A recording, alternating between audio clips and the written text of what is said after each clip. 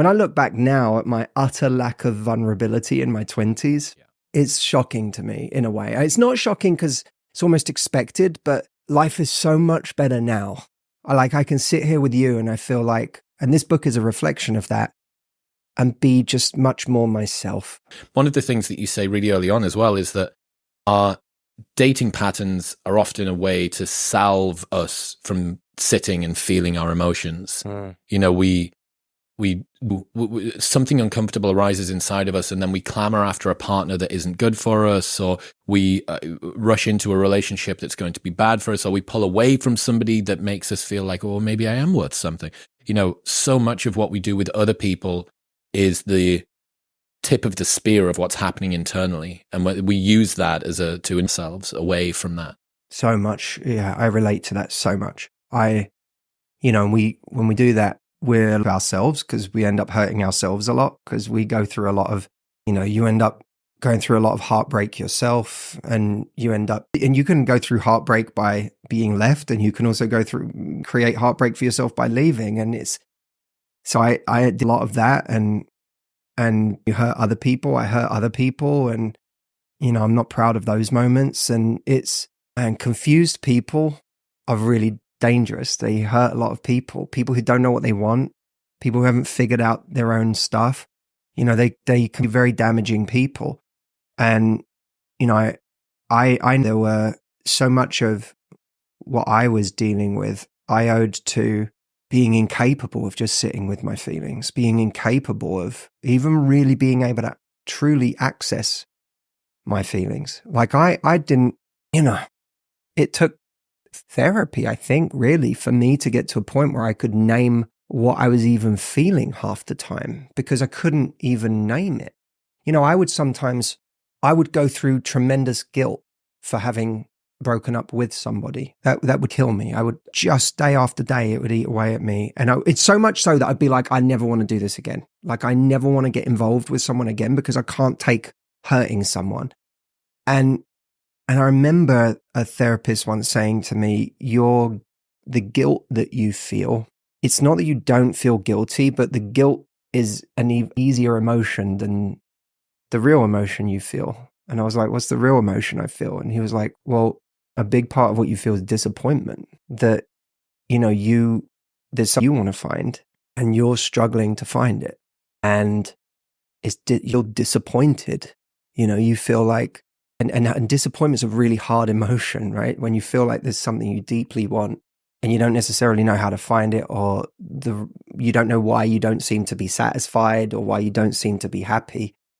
It's easier to focus on like the guilt I feel for hurting someone else than your own personal disappointment. Why am I struggling? Why am I not happy? And it's why I wrote a chapter in the book called Never Satisfied, because I could relate to that feeling of being like, what's going on with me, that I have people around me that seem really content in this area of their lives, and they seem to kind of glide through, and I can't seem to find peace here. I'm either being hurt or doing the hurting, but I'm not feeling a place of contentment. And that's a scary place to be, because you're like, then you start to think you're broken. Like, I can't, how to be relationships happy. Are for other people. Happy, stable relationships are for other people. Yeah. And for some reason, I'm this sort of, whatever the opposite of one of those weeble wob things that you push it and it doesn't fall down. I'm like the thing that doesn't get pushed, but it always falls down. Yeah. Why do you think so many people flip-flop between comfortable, lukewarm relationships and inspiring, unrequited ones? I don't know that we've necessarily defined what the right kind of thing is. So we keep chasing the wrong thing. And, so much of that I believe is in our nervous system, and it's in what is familiar. And for a lot of us, peaceful doesn't feel very familiar. It feels strange. It can even feel boring. You just go, this isn't it. Then you meet someone and it's like feeling that crazed, attraction and crazy chemistry. And you think, oh, this is it. Like, this is important. And we're measuring the importance of it by the intensity of what we're feeling right now. I'm confused about what that signal is. I'm absolutely confused about what that signal is. And, you know, it often ends up getting us into really unhealthy situations and chasing people that aren't right for us or don't treat us very well. You know, and I say this as someone who has done those things. I say this as someone who, you know, can remember a relationship where I completely lost myself, trying to please someone else, trying to hold on, trying to, you know, be enough, trying to, and as a result, just losing myself. And also relate to the other situation of feeling like where I was very much in the driver's seat, but in a way that I felt like this can't be the thing. And it took until Audrey, who, you know, I wrote this book. This was not a book written by a married person. This was a book written by first a single person. So there are many pages in this book that were written by me single. Mm-hmm. Then having met this person, then navigating my way through the early dating of all of that. And the final edit of this I did on my honeymoon, which is like a really crazy arc. It's almost autobiographical. So crazy. Yeah. And it's why I'm so passionate about this, because this is not just stuff that, you know, this has helped me find peace. The things in this book have helped me find peace in my love life. Not just find my person, but find peace in my love life, which I think is really important. And, you know, it took me meeting Audrey, my now wife, to start to truly understand what healthy looked like. And would you have relationship with her worked 5 years ago? Like, were you ready for this relationship 5 years ago? No. So we're even talking about such a narrow window. We're talking 5 years ago. This is the funny thing, man. Like, I almost did get in my own way in this relationship.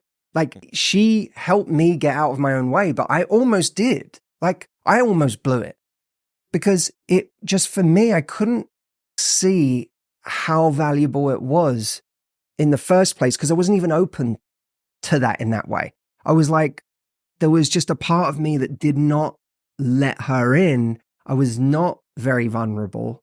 And when I did get vulnerable, I remember a moment very early when we were dating, and there was something that happened that made me jealous. And I did not approach this situation in a very productive way. And I came at it from a place of I was insecure. That's really where it came from, is I wasn't feeling secure in that moment. And I felt like I didn't trust either. So it was a combination of like insecurity and I don't trust people, which is something I've had to work on in my life, because trust did not come naturally to me. And that blend made me suddenly bring a version of myself that was not the best version of myself. And it was, you know, here's what was interesting. First, she came at it like someone would. When you come at them like this, they come at you like this. Match the energy, yeah. But then she was like, she took a different approach somewhere in the argument, which probably in my head, it was like a 5-minute thing. It probably lasted about 3 hours. But somewhere in there, she stepped back a bit and she was like, look, something has affected you and I can see that. And that's the last thing I want to do. Like, I don't want to hurt you. And I would never, you know, do anything that would be, you know, something that would make you feel like this in a warranted way. I promise you. But the way you're bringing this to me, you can't do that. Like, this isn't. So she's very capable of self-regulation in a way that in that moment I wasn't. Yeah. And she showed this beautiful combination of like, it's not okay. She had a standard. It's like, it's not okay that you do this, but I also, I want to understand where that's coming from for you so that I understand you better.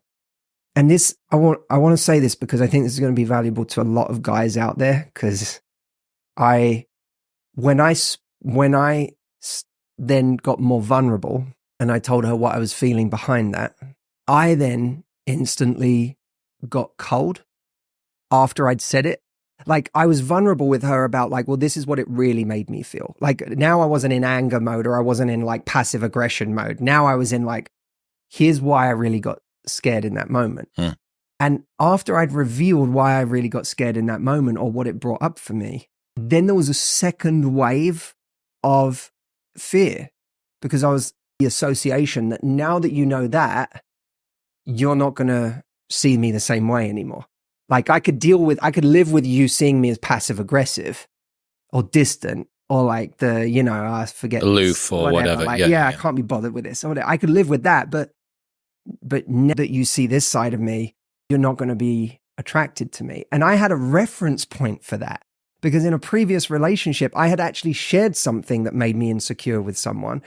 And I was met with my worst nightmare response. I had literally said to someone, you know, about something that had made me insecure. And this person said to me, that's really unattractive. And it crushed me. And I remember thinking to myself, like, I was living with my friend at the time. And I remember like going over to his room in the house and being like, my worst nightmare just happened. I was so afraid that if I said this thing, I would be looked at differently. But I took the chance and the words left this person's mouth. I just find that really unattractive. And it like, for a brief moment, I was like, I'm never doing that again. That is the last time I show that kind of vulnerability and I perceive to be weakness. And what I obviously clearly felt shame around myself and had already judging myself for it. So I was terrified. I didn't love myself for that. So I was afraid if I say it to you, you're not going to think this is attractive. And not only are you not going to think it's attractive, it's going to change how you look at me forever. And that's all of my worst fears came to fruition. Yeah. All of that came up when I was with Audrey in that moment.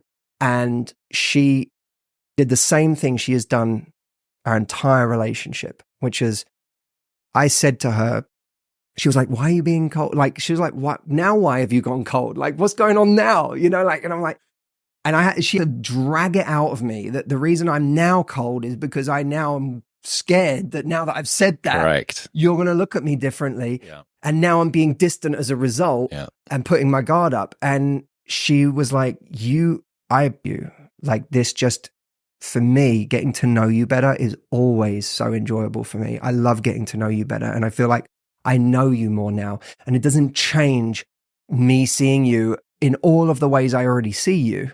It just means I understand you better and I have context for you. And that's been the story of our relationship. And it's been a very healing experience for me because it made me, you know, I can really see how there are people that get the wrong message at a certain point in their life. And if they never learn a better message, it can be the thing that closes them down. That's the way that they see the world, right? That's the laws of physics of their system.